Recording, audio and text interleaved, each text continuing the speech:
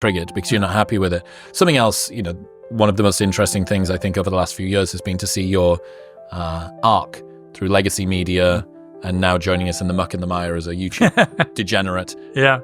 Talk to me about how you sort of come to conceptualize the different worlds, what you've learned since coming over to my side of the fence. Well, it came about because I launched this new show, Piers Morgan Uncensored, and we were launching it on Talk TV in the UK, which was a new network launched by Rupert Murdoch. And concurrently, we set up a YouTube channel. And it was really interesting. Like, I was doing big interviews with Donald Trump and Cristiano Ronaldo and Kanye West and all these people, Ye, as he calls himself now. And we found that we were getting a pretty small audience on Talk TV, which was a linear platform, an hour-long show live with commercial breaks, very traditional. But on YouTube, without any restrictions, we could run the longer versions of interviews if we pre-taped them and so on. And we were getting 10, 20, 30, 40 times the audience. And it would be far more cost-effective to not produce a linear television version. And when this went on for a year or two, I was eventually like, why are we doing this? Why are we losing money hand over fist to cater to probably quite an aging audience? If you look at the average age of cable news in America, audience is 70 now for Fox, CNN, MSNBC. They're old people, right? I mean, that means a lot of them are probably 80. Young people do not watch television, apart from live sport. I know because I've got 4 kids from 31 to 13. None of them watch TV. So you can either pretend that what's happening in front of your eyes isn't happening, or you can see how your habits of your kids are and look at what's happening literally on the numbers. And so we got to about a year ago, February of 2024, and I came off linear TV completely, and we just went full YouTube. And we've now got 3.5 million subscribers, which you will appreciate is not bad in 2.5 years. It took Joe Rogan 4 years to get to 1 million. Not that I'm comparing. I am comparing. And we now get millions of views for our content on almost pretty much everything. And sometimes we get real poppers, like Bassem Youssef, the Egyptian comedian, political activist. 22 million people watch that. The real life stalker from or Martha, alleged stalker from Baby Reindeer. Again, 16, 17 million people watch that on our YouTube channel. We would never got anything like that on linear television. What about from the sort of rhetoric perspective, or from your, journalisming? You always wanted to be a journalist. You always loved the news, so on and so forth. But how much is this a new way to assess the day's stories? And what has it unlocked anything, or is it just kind of a different package on? I think for me, what I love 2 parts of it. One, being a ringmaster to really good debates with smart people. I have a no dummies rule, and we've exercised it a few times where people don't get invited back if they're too dumb, because nobody wants to hear dumb people debating serious topics. We do a lot of serious debates, whether it's American election debates, whether it's Ukraine, Russia, whether it's Israel-Hamas war, P. Diddy scandal, whatever it may be. You need smart people. And that's my criteria for booking guests for the debates. But also I want to balance it up. I want to have equal numbers on both sides, smart, debating it. And when you get it right, it's magic, because there's very few places in the world doing that. I mean, we're pretty the only ones in the YouTube space who don't have an ideological position. If you look at people I really admire in the space, people like Ben Shapiro, Megyn Kelly and others, they obviously come at it from an unashamedly conservative bias. I don't. Similarly, on the left, Mehdi Hassan and others come at it. Cenk Uygur, although he's beginning to move quite rapidly, I've noticed, to the dark side, as he would put it. But they're from the left. I'm in the middle, genuinely in the middle. People could not position me into Republican or Democrat, or here Conservative or Labour. I don't position myself in that way. I see myself foremost as a journalist. And what I like now is I can literally act as a journalist to everybody. Just when they say something, fact check it in real time, ask them the right questions, challenge everybody equally. And I think people learn a lot from those kind of debates. I do. My favorite debate is at the end of 90 minutes. I go, do you know something? I've really learned a lot today. You might all have different slants on what you've been telling me, but I've learned a lot of basic information about this. In other news, this episode is brought to you by Nomatic. Traveling should be about the journey and not the chaos of packing, which is why I partnered with Nomatic. Their Travel Pack and Carry-On Pro have genuinely changed my entire life when it comes to being on the road. They've got compartments for everything: laptop, shoes, sunglasses. It's so well organized that even your toothbrush will feel important. It's like the Marie Kondo of luggage. Everything has its place. Best of all, their products will last you literally a lifetime with their lifetime guarantee. So this is the final backpack that you'll ever need to buy. And you can return or exchange any product within 30 days for any reason. So you can buy your new bag, try it for a month, and if you don't like it, it will give you your money back. Right now, you can get a 20% discount and see everything I use and recommend by going to the link in the description below or heading to nomatic.com/modernwisdom. That's nomatic.com/modernwisdom. You spend a lot of time either arguing with people or watching people argue with people. I love a good argument. I can tell. What's your... You're a more nuanced, calmer I think environment, which again I also really like as well. And occasionally I will do that with people, but as a rule of thumb, I like a good old heated knockabout debate. I've noticed. What's your advice for disagreeing better with people? You've got to listen to what you're being told by the other side. You can't have a blindly implacable view of anything. I respect, for example, take the Israel-Hamas war. The people I've had on, I've most respected, have been able to concede. If you're on the Palestinian side, for example, and I am to a large degree supportive of a lot of what they say about the way Palestinians have been treated. But if they come on and they say that they won't condemn Hamas, is to ask everyone the same question. It became a bit of a running joke on social media. But there's a reason I ask it. If they condemn what Hamas did on October the 7th, I can move forward to a debate where I know that they're intellectually honest. If they can't, I know I'm dealing with somebody who's so blindly, implacably hateful towards Israel that they can't see the wood for the trees, and they won't see mass murder in front of their eyes. They won't see a terror attack in front of their eyes and call it out for what it is. Similarly, on the pro-Israel side, if they don't have any empathy or sympathy for the plight of the Palestinian people going back decades, it's very hard to have a conversation with them where you think they're being intellectually honest. They're not. Because you can have both opinions, as I do. So I think that intellectual honesty is a powerful tool. You know, when I've had Israel guests recently who've admitted quite readily that the expansion of the settlements on the West Bank is just plain wrong and probably constitutes a war crime, I think, great, that's intellectual honesty there, because obviously it is. But if they don't, if they try and even defend that, you know you're dealing with people who are just so hyper-partisan, they're not prepared to even look at an obvious wrongdoing by their side and admit it's wrong because they think it's weak. What about the regulation of your emotions during that? I've heard you say that you're not a particularly emotional guy. I think you've cried once or twice over the last decade or so. Yeah, I'm not. I don't cry. Which is less times than Hunter Biden has committed crimes, actually, if you look at his current record. But yeah, even you must feel the heart rate rise, the cortisol levels. Yeah. What about that? What about staying cool during... Very important for me to stay cool, but not to lose passion sometimes. You know, you can take people on and you can show some fire in the belly when it's something you care about. I've done that a lot through these war periods when I felt that, particularly when I feel people are being just crass and completely insensitive to things, then I feel the blood boiling a bit.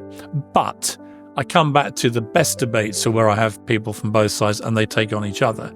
And I just ringmaster it and try and have a viewer at home in mind who genuinely doesn't have a horse in the race, but really wants to learn more about what's happening. That is where I think we've become a really powerful show. Yeah, it's like Jerry Springer for the 125 IQ generation. Well, I knew Jerry Springer very well. Jerry was a host on America's Got Talent for a year, 2 years, I think. And we lived in the same hotel in LA, the Beverly Wilshire. And we used to hang out by the pool and we'd just chat. Jerry was a fascinating guy. He'd been mayor of Cincinnati. He'd been a news anchor for 10 years of a serious news program. And then he got asked to do this pilot for a show. He thought it was terrible, but it was so popular that it became the biggest show on television. He thought it was terrible. Terrible. Right to the end, he thought it was terrible. He said, I'd make the worst show on TV. But he was also making hundreds of millions of dollars. Like Hugh Hefner hating porn. Right. So Jerry knew it was awful, but he also never talked down about the people that came on. I felt that quite strongly about the Jeremy Kyle scandal here. I was literally about to say that. What happened to Jeremy? What is Jeremy doing now? He's doing great. He's working over at Talk. He does a show there. I don't want to speak out of turn, but I know he's got some big plans because he told me, which are going to be in the news quite soon. Do you think he was due a redemption arc? For the people that don't... Well, this was basically the... Well, the British... inquest found he didn't do anything wrong, right? I mean, he never had done. I mean, he had thousands of guests. He had one guest who came on who later took his life, which is incredibly sad. But as the inquest established, it wasn't Jeremy Kyle's fault.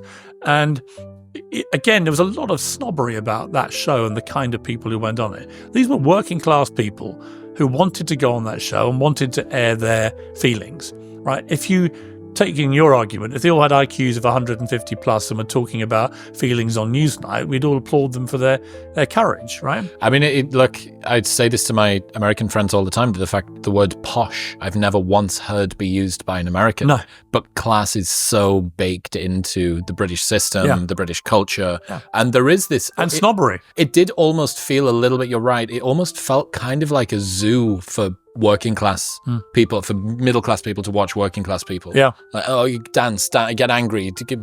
You never saw many contestants complaining about their experience or complaining about the show. Or not contestants, what would you call them? Well, the people who appeared on it. I don't know how they would kind of... Contestants are the wrong word. Felt like they were occasionally, but what was it? You just guess, right? So I never saw them complaining much about the way they were treated or what happened, or they were all quite happy to have their moment on television and to air their dirty linen. Now, you can be snobbish about it and say, well, how dare you do that? But I see smart people do that all the time. Right. I mean, barely a week goes by without a major celebrity in the world emoting in some interview with Oprah or whoever it may be. What's the difference, actually? If you're emoting, but you happen to be a Hollywood star or you happen to be a tycoon or the slickness of your delivery is really the only difference. It's all the principle's exactly the same. You're just airing your dirty linen. I mean, if Harry and Meghan do it with Oprah, I felt it was just a posh royal version of what you saw on Jerry Springer. Springer. Exactly the same. It's exactly the same. We'll get back to talking to Piers in 1 minute, but first, I need to tell you about Function. I partnered with Function because I wanted a smarter, more comprehensive way to understand what's happening inside of my body. Twice a year, they run lab tests that monitor over 100 biomarkers, and they've got a team of expert physicians that analyze the data and give you actionable advice to improve your health and lifespan. If you've been feeling a bit sluggish, your testosterone levels might be the problem. They play a massive role in your energy and performance, and being able to see them charted over the course of a year with actionable insights to actually improve them gives you a clear path to making your life better. Best of all, Dr. Andrew Huberman is their scientific advisor and Dr. Mark Hyman is their chief medical officer, so you can trust that the data and insights you receive are as scientifically sound as they are actionable. Getting these lab tests done would usually cost thousands, but with Function, it's only $500. So, right now, you can get Function's expert blood work analysis and bypass that 300,000 person waitlist by going to the link in the description below or heading to functionhealth.com/modernwisdom. That's functionhealth.com/modernwisdom. What do you make of the state of the UK at the moment? It really feels like we've got a lot of turbulence going on. 2 million people signed a petition for Keir Starmer to leave. Then this insanely surprising U-turn from Keir Starmer about immigration, saying that the Tories ran an open border policy, all of the riots that we saw across the country this summer. How do you come to think about it? It's a country that you've chosen to live in? I think that America has got its confidence back, and Trump has been responsible for that, as has Elon Musk. I think little thing, the rockets going off, right? They just instill in people a sense of America's firing rockets again. They're taking us to the moon, maybe to Mars. There's something heroically ambitious about the way that people like Musk feel, and Trump being down there at the last launch was just great imagery. He's making people feel confident again. Mastery, competence, conquer. Yes, yeah. In the UK, there's no sense of that. There's a sense at the moment of we're just existing and that nothing's really working, that public services are decaying fast, that we're getting far too many people coming in, that obviously we need immigrants to work as a country, but you can't have a net migration of nearly 1 million people and expect already struggling public services to not struggle even more. You just can't. And they said they'd fix the boats. The boats, I think more people are coming in than ever. But it's actual legal migration is a big problem, bigger than the boats issue. And we've gone through years again, going back to what we discussed earlier, where you couldn't talk about this if you even raised an eyelid on Question Time about the number of people coming in. Racist. You were racist. in the same way that if you talk about trans athletes in sport, you're transphobic. But we've just any of these things, and that all that has to stop. But we've just seen Keir Starmer give a 2-minute statement, which went ballistic on social media, that the Conservatives couldn't have gotten away with 3-4 years ago. Could not have said that. So 2 things: has the Overton window shifted?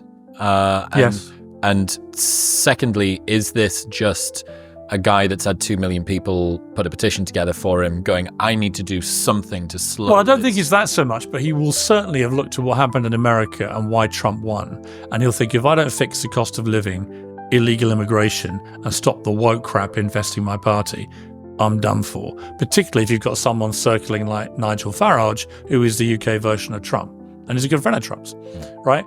And Farage's views were considered extreme. They're now considered increasingly mainstream because he's been proven on immigration to be right? Not about everything.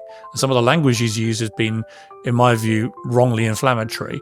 But his basic principle about if you don't have a border, as Ronald Reagan said, if you don't have a proper border, you don't have a country. That's coming back to be clearly the case. So we need to be able to have an honest debate about this without people being called racist if they raise concerns about what is an obvious problem. Well, every country wants to have some borders. Like, what are you? Well, you're not a country if you don't. Precisely correct. Elon Musk rumors a threat of $100 million to be tossed at Nigel Farage. You and him had a bit of a run-in earlier on this year. What do you make of that? Would you be happy to see Farage get 100 mil from Elon? I don't think you can do that legally in our country. Someone was saying there's a legal impediment to him actually doing that as a He's foreign. rich, he can get around it. As a foreign citizen, yeah. Look, he obviously had a big effect on Trump winning. I think there's no question of that. Look, I think Elon's allowed to do what he likes. He's a free citizen. But would it help the UK politics to have that position? Well, he would balance it out because at the moment, Labour certainly have a lot more money coming in than the Tories in the last election. So, I look, they all take money from people, right?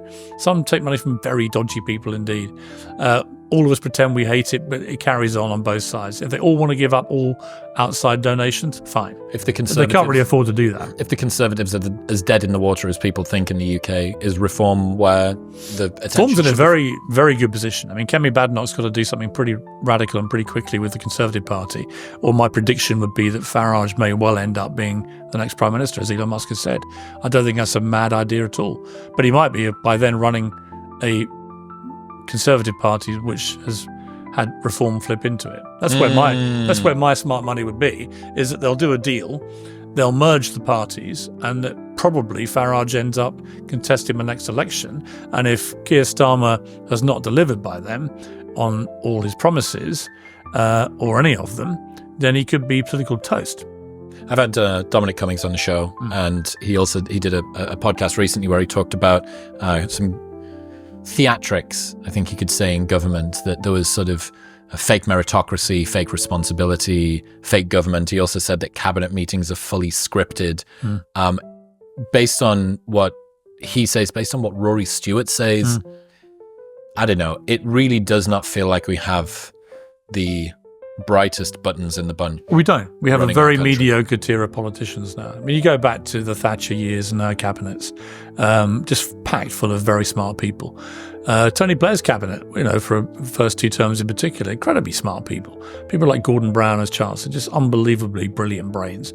So I think that's certainly true. I think a lot of smart people, particularly if they've made good money, don't want to get into politics because it's just going to ruin their lives. The worst paying, most negative, boring. In Singapore, bureaucratic. Famously, they pay their politicians $1 million a year. Do you know what the head of UK cybercrime wage was? It was offered a couple of years ago, £65,000 a year. So why would you expect anyone of caliber to do that?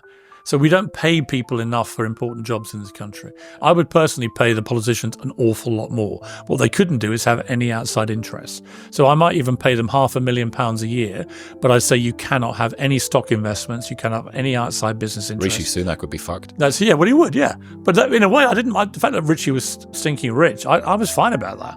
I think you don't make decisions then based on what's going to benefit you, right? Yeah, So in some ways it insulates you from... I wonder if a lot of Tories have not got seller's remorse about Rishi, actually.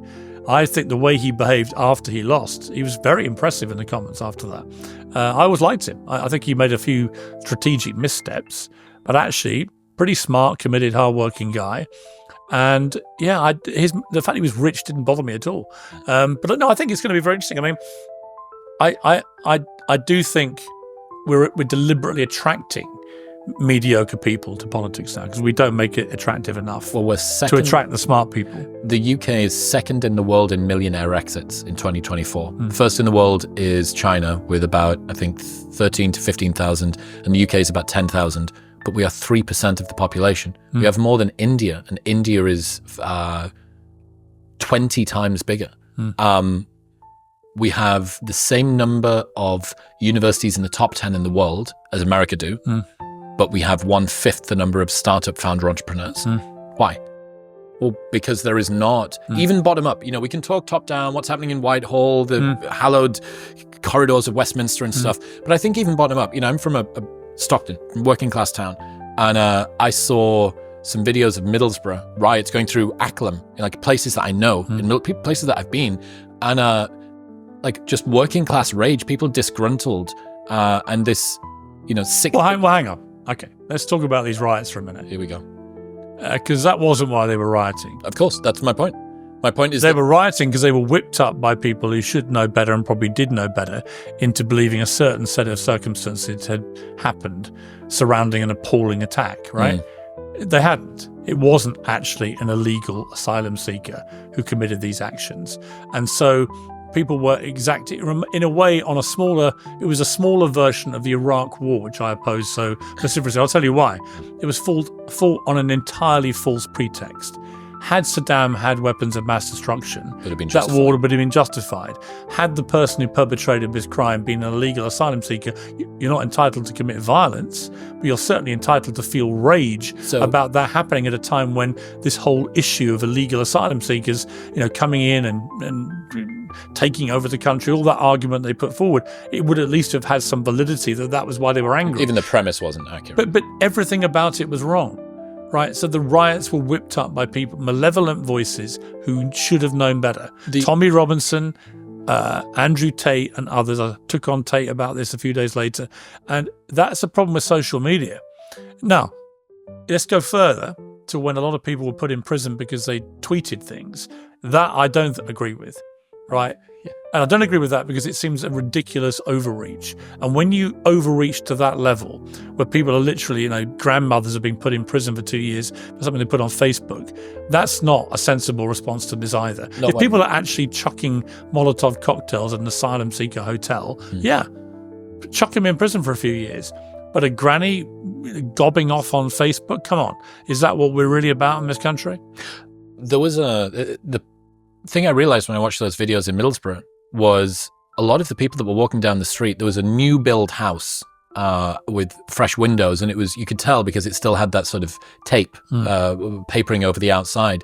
And people were out in the streets going through a classic northern terraced working class neighborhood, and someone just picked up a brick and threw it through the window of this brand new house. And that was the point where I was like, this has got nothing to do with the immigration, rightly or wrongly, false pretext or correct pretext. It's just this sort of... Well, that would be an angry resentment. But to what? Well, people having what you don't have, and you're feeling... And look, who knows what's going on in these people's lives, I understand, right? But I understand the rage of people who maybe through the pandemic have come out and they've got no job. Maybe they've gone through a horrible divorce. Maybe they've got no money.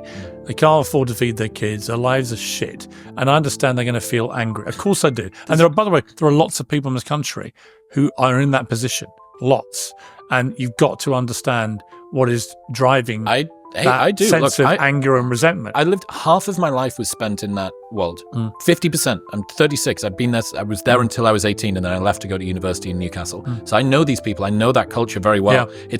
It's electric. It's like the air before a thunderstorm begins. And it's this sort of ambient malevolence below the surface, this disgruntledness. But it feels to me like the UK has a very, very sort of potent version of this. Great video that I saw, this American that lived in London for 6 months, and he describes the way that British football fans behave. He's like, they're not just passionate, they're angry. Like they would happily, if there weren't police officers between them and the other team. Hang on again. Again, I knew this was going to happen. They like a fight, mate. Let's not overthink football hooligans, right? I've seen them in action. Most of them just like a good old punch-up. They like a drink, probably some drugs, and a fight. And they actually love it. And to understand the mind of a football hooligan, you need to start from that. It's not some great... I mean, even the normal fans, you don't need to be one of the hooligans. Even the guys in the back row, they seem to... Yeah, look, mob mentality can brew up very quickly. Of course, I've been at football matches. So you think they're downstream from the more aggressive parts of the stadium? Yes, I think a lot of football hooligans... I mean, look, when I was young, football hooligans dominated every single match. It was pretty scary and thrilling at the same time. I can't pretend otherwise. When I was 18, 19, watching battles on the terraces was exciting in a way that watching a UFC fight can be exciting. But I'd rather have the more controlled environment than having it happening on a football where it can terrace. spill over into your seat. And now it doesn't. But I wouldn't over-intellectualize the average British football hooligan, who they might like to see themselves as political polemists with their fists, but they're not. Most of them just like a good fight. Every day for over 3 years now, I've started my morning the exact same way, which is with Element in a cold glass. Of water. Element is a tasty electrolyte drink mix with everything that you need and nothing that you don't. Each grab-and-go stick contains a science-backed electrolyte ratio of sodium, potassium, and magnesium with no sugar, no coloring, no artificial ingredients, or any other junk. During the colder months, you can mix their chocolate flavor in with hot water, which tastes just like hot chocolate, but hydrates you at the same time and makes you feel less like a man-child because it's actually good for you. I genuinely feel the difference, which is why I use it every single day. You might not be tired, you might not need more caffeine, you might just be dehydrated. And proper hydration isn't just about drinking sufficient fluids, it's about having the right electrolytes to allow your body to use that water. Best of all, they have a no questions asked refund policy with an unlimited duration, so you can buy it and try it for as long as you want, and if you don't like it for any reason, they'll give you your money back, and you don't even need to return the box. That's how confident they are that you love it. Right now, you can get a free sample pack of all 8 flavors with any purchase by going to the link in the description below or heading to drinklmnt.com/modernwisdom. That's drinklmnt.com/modernwisdom. You used to have a Twitter bio. One day you're cock of the walk, the next a feather duster. What did that mean to you? Well, it was handed to my great uncle John, who was a war hero. He got the George Medal for heroism in the war. Actually, a brilliant story because he was in the army in World War II. He'd been invalided temporarily out with some bad injuries, and he was in a pub where he's being billeted with his I think it was the Irish regiment. And a prototype German bomber landed in the field near the pub. And the guys all grabbed their guns and they went and had it out with the German crew because it hadn't exploded. And they heard one of them say, "Bomber, bomber." And my great uncle John jumped in, looked around, found the bomb, which was designed to blow up the prototype plane so the Allies couldn't get the information from it, and threw it away into a pond where it blew up. And he got the George Medal. Would have been the George Cross, which is the military version, but at the time he was actually deemed to be a civilian because he was invalided. He was going to go back, and it was a Battle of Graveney Marsh. You can read about it. It was the last time that British troops engaged an enemy in British soil, and it was 70 years ago. And they had the anniversary it must have been 10 years ago. My brother went down. He was an army colonel with my grandmother, whose brother it would be. And they had a lovely day down in Graveney Marsh. And that was the last time. And he won the medal for that. Yeah, it's just a great story. And the other great part of it was he went to get his George Medal up from Buckingham Palace. I think must have been from the Queen, I guess. And he went out the night before with the regiment, got blind drunk, came back, told the porter outside, "I've got an appointment with the Queen at 11 o'clock. He thought the guy was obviously just making this up, laughed, didn't wake him up, overslept. Nearly missed it. Wow. He did get it eventually. So great Uncle John, a fantastic guy. Anyway, the point of the story is that he was at Covent Garden talking to a flower seller, and the flower seller was imparting these phrases, and one was, "Life ain't much, but it's all you got, so stick a geranium in your hat and be happy." And I'm not sure if the other one, the cock of the walk, my grandmother always gave me this phrase, "One day you're cock of the walk, the next a feather duster." But she would send it to me with pictures of a cockerel when I was going through a particularly good time, just to remind me, be careful because the feather duster might be around the corner. Very, very good device. So I'm not sure if she got that from Uncle John, but he certainly got a lot of his sayings from this Covent Garden flower seller. So, you've had tumultuous, turbulent, some would say, fun. journey, yes. Fun. I mean, I don't see it as turbulent as other people do. Well, there's certainly been ups and downs.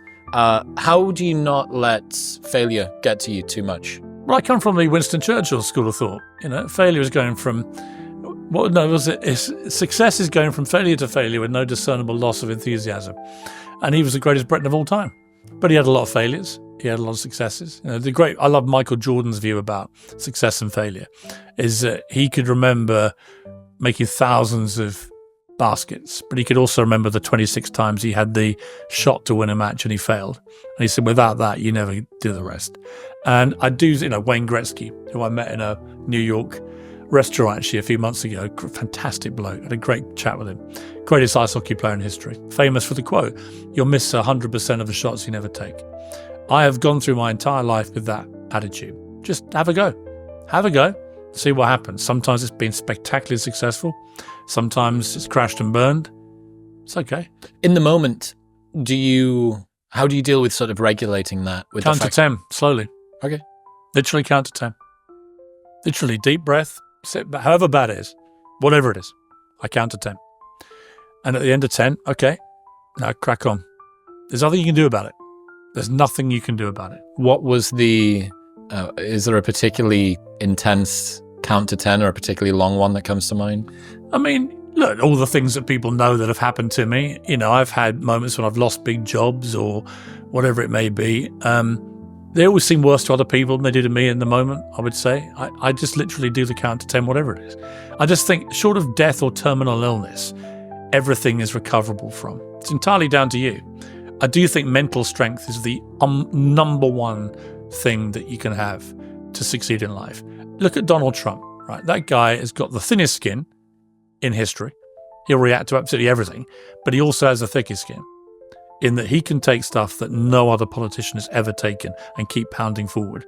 And I love the scene in Rocky, in the 6th film, when he's got the spoiled brat son who's in his 20s, who hates being Rocky's son and moaning and whining. And he's just a spoilt little brat. And Rocky eventually has it out with him in the street. And he says, listen, life is not not a bunch of flowers or something. He says, it's not about how hard you can hit. Life is about how hard you can get hit, get back up and keep moving forward. That's how winning is done. And I love that speech so much. My sons have it on. And that's keep pounding to you as well, right? Keep pounding, right? Because something will happen. But if you don't have the right mental attitude to when negative stuff happens to you, you're not going to be able to exploit the good stuff when it comes your way. I remember Kelvin MacKenzie, the infamous but brilliant editor of The Sun, the only editor I ever worked for, actually. And I worked there for 5 years when The Sun was selling like 4 or 5 million copies. And he used to rampage around from morning, noon and night. It was a terrifying spectacle. But it was the paper crackled with great energy. It was the days when papers were very, very important. And I remember he said, the most annoying thing about you, Morgan, after one tremendous bollocking he gave me, eyes bulging, neck straining, the whole thing. He said, because I'd gone back in about an hour later with a good scoop. He said, the most annoying thing is I can't break you. He said, every time I give you a bollocking, you just come back quickly with a scoop. He said, I admire it and I hate it in equal measure. And I do, and I've always tried to be like that. That I just think there's such wasted energy to wallow in misery or negativity or something that's bad that's happened to you. I've always celebrated. I mean, Mars, the confectioners, used to apparently celebrate chocolate bars that didn't work because it was so rare that all their testing didn't turn out to be a success. They'd celebrate the failure because they'd learn more from the failures. I completely agree. And it toughens you up. Tough stuff in life toughens you up. I've heard you say things that feel terrible in the moment very rarely are. They will always look back on the worst things that have ever happened to you. If you're still alive, think about the worst things that have ever happened to you. How bad do they feel now? And guess what? You woke up this morning. It wasn't as bad as you thought. Right? So I think that's a really powerful way to look at it. Think about all the bad, however old you are, 20, 30, 40, 50, 60, carry on. But look back at the worst moments of your life, the moments you thought you'd never recover from. Look where you are. You recovered. Well, like I say, if you're dead, that's bad. If you're terminally ill, that's bad. Right? But after that, what's stopping you bouncing back other than yourself? So it's entirely down to you. Just take my advice. Count to 10, then go out with your mates, get blind drunk, turn your phone off, go on holiday, clear your head. Whenever friends of mine lose a high-profile job, and it happens a lot in the media, I will say the same thing. I said, turn your phone off and piss off for 3 or 4 months. Just go to a beach, write a book, lie down, just chill. Don't take any offer you're given for the next 3-4 months because your head won't be in the right space at all. It's the best advice you can give anybody. Clear your head. It's weird that, in the moment, it does feel like everything's going to, it's this huge whirlwind and the chaos is occurring and you're overthinking and so on and so forth. But you'll probably just end up working it out like you always have. Yes. But I do think we are not training young minds the right way. I felt very strongly about this for a long time. What would that look like? Well, I see so many, my youngest son in particular, his age group, have a lot of anxiety issues. And I've been wrestling with why. And I read Jonathan Haidt's brilliant book about mobile phones, and cell phones, and how actually since 2010, the incidence of anxiety and depression in young people has massively accelerated. So there's a clear connection between phones when they went smart, and they are smart, but they're also very dangerous, on impressionable young minds and the effect it had on young people. And I want to really tackle the anxiety epidemic. That's what it is. I think they're being exposed to way too much negative dopamine all day long on their phones. They are seeing imagery from Gaza, from Ukraine, that we never would have been able to see when I was that age, ever. You couldn't see it, but you were protected. Newspapers wouldn't put that stuff in the paper. The 2 or 3 news channels on television wouldn't have put it on air. There was no internet. There were no phones. How did you see it? You couldn't see it. If somebody was eaten by a crocodile in Florida, right, on a golf course, you didn't even know about it. Now you're watching the video of the guy from someone's camera phone being eaten by the crocodile. So that's not going away. Well, it's not going away, but look at what Australia's done with banning social media for under 16s. I agree with that. And it's not a free speech issue. It's a free the brain issue. Would you support that in the UK? I would actually. Yeah, I do think that social media for under 16s is dangerous. I do. Because they're not regulated like a newspaper or a TV network. They're just not. Look at Twitter all day. You think it's regulated? It's not. Look at Facebook. Is it no, they're not. They are putting way too much bad stuff on there. And because they can't control it, because of the sheer volume of stuff coming in all the time in real time, because they can't control it, we should control the access that impressionable young brains have to that material, as we would anything else. And I think that's a really important thing. I've seen the reaction. It's quite interesting, the reaction to Australia. Well, it's quite split. Like I've seen people on the right and the left agreeing and disagreeing, which makes me think it's an interesting debate to have. I don't know. What do you think of it? I got 4 kids. I would back it. Yeah. I would back it all day. I mean, I'd be tempted to back it up to 18. I just don't like. Well, the argument here is you can get married at 16.